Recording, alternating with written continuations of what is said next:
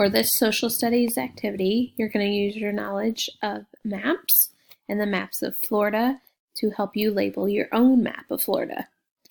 So the first thing you're going to do is take your blank map of Florida and you're going to label the state of Florida. Step 2, label Zephyrhills. So Zephyrhills is where we live. Where on the map does Zephyrhills go? As you can see on this paper, it spells out Florida for you. It also spells out Zephyrhills for you. So make sure you spell it correctly on your map that you are labeling. There's a resource here, and there's resources on the maps that were in the other social studies drawers. Step 3, label the Gulf of Mexico and the Atlantic Ocean. Again, spell them correctly.